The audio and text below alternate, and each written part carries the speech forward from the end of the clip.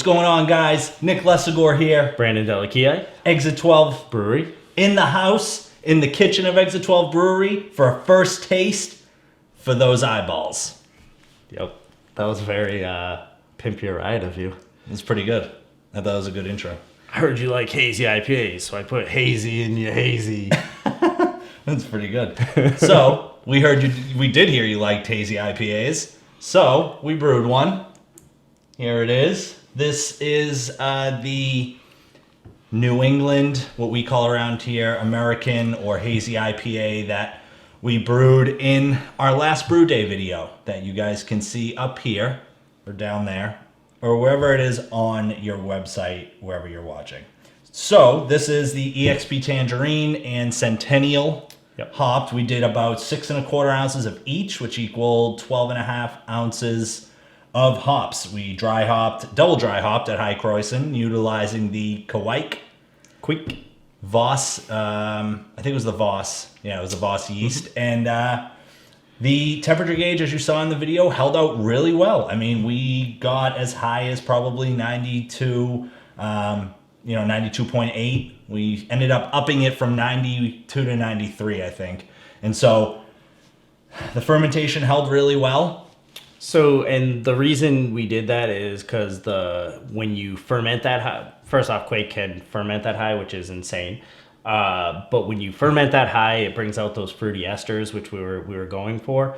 That's why, higher fermentation temperatures can bring out those esters. Sure. And I don't know if you can see it, but it is very well carbonated. Probably can't see it. There are definitely bubbles. There's a little bit of chill haze. Just came out of the keg. I said, Brandon, you haven't tried this. I had one glass yesterday. Let's pour it, and then let's just jump on the camera to record. As I like to call, grip it and rip it.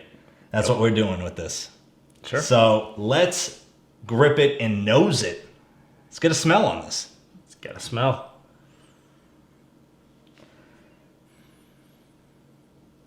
So I will say, Brandon mentioned it off camera, there isn't a huge nose on it. I still think that this beer is extremely, extremely fresh. We force carbed at 25 PSI for 48 hours, and then we turned it down to serving pressure, which was about 10 PSI, 8 to 10 PSI, for overnight, essentially. So the beer is definitely well carbed, but I think it is still green in that respect. I do, as it warms, just as we're sitting here, I do get a little bit of orange. I do get a slight tinge of orange that likes to creep through a little bit. Yeah, there's definitely some citrus there. So I've been reading a hop book, which I've been pestering Nick about, who has been very gracious, by Scotch Annis, the new, I think it's the new IPA, hop chemistry, I think it's called. And I think, sometimes I think we're maybe utilizing these hops a little differently than we should be to get that aroma in there. So it's something in the future we'll work on. Yeah, and I do think there's a slight pineapple on the nose as well. Yep. I think the yeast might take over a little bit. We maybe perceivably overpitched on it a little bit. We added a full package from a starter. And so a lot of people were adding as little as like a teaspoon or a tablespoon, and they were getting great fermentations with that Kawhi yeast. So. Yeah. We didn't mean to. We had the starter, and we thought we pitched half of it. We just pitched the half with all the yeast in it, and left the residual wort in the rest. It was our first starter. Yeah, it was our first starter. What are you gonna do? Absolutely. Here we are. It is. We didn't mention it is 6.4%, so it is a solid IPA in terms of the ABV. We were pretty low on our gravity, our OG, so we were a little surprised that it attenuated down as low as it did, but we'll take it. Absolutely. It's a solid 6.4, so I think... So because it just warmed a little bit, I am getting a little stone fruit on there and a little fresh cut grass. That's good. I can see that. Yeah, like sort of that vegetal aspect to it. Yeah. That, maybe we may or may not have been looking for in a New England, still working out, as Brandon said, the hop schedule and the types of hops that we use. But I think suspense has ended. Let's try this thing. Absolutely. Cheers. Salute. Cheers. Cheers. All right, so I will say, since I had it the first time, it was a little harsh in terms of the green. You know, it was a little that sort of hop bite concept. It has toned down pretty significantly. There is still a little bit there, still a little vegetal, but you are getting a decent amount of orange on there, and I get probably a mango pineapple kind of mix, like a hybrid. Yeah, it's definitely still vegetal. It's probably got a little more hot bite than not hot bite in like actual like burn or something like that, but it's definitely very vegetal. There's probably more polyphenols in there than we thought there was going to be in there.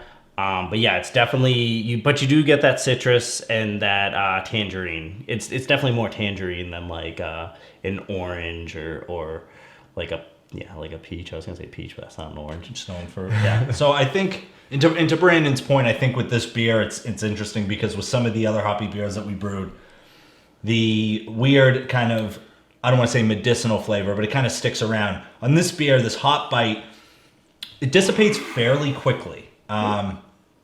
If you fight through it, and I think the more it warms, I think is going to allow for these nice fruity flavors. But utilizing the Inkbird temperature gauge has definitely been a game changer for us. We just kegged, we didn't put it on video, but we kegged our Hefeweizen for the my graduation party, and that beer turned out pretty phenomenal just from tasting the sample tonight. So that should be ready on Sunday as well. But I think the Inkbirds definitely did a great job. Yeah, they definitely did their job. Mouth feels pretty good on this. I'm not getting a lot of. Sometimes you put too much salt additives in there, you get like that really minerally taste.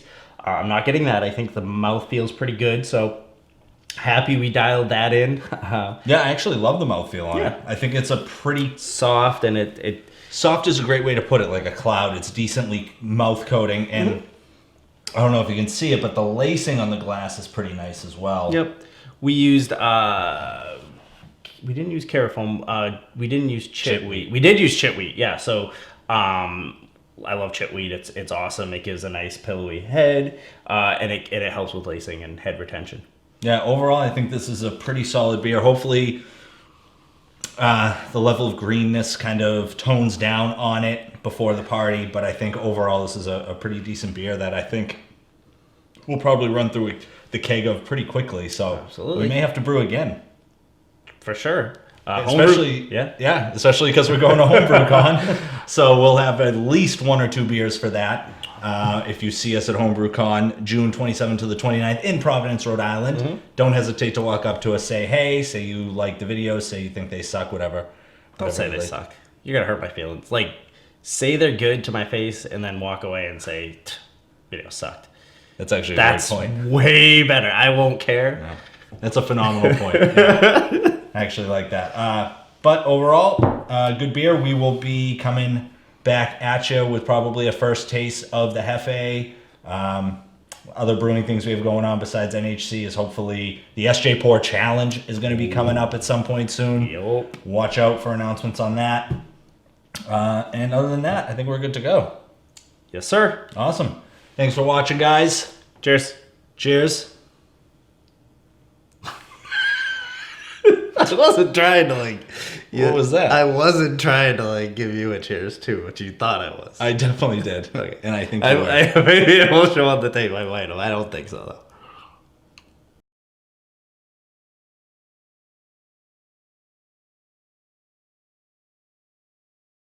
though. Cheers.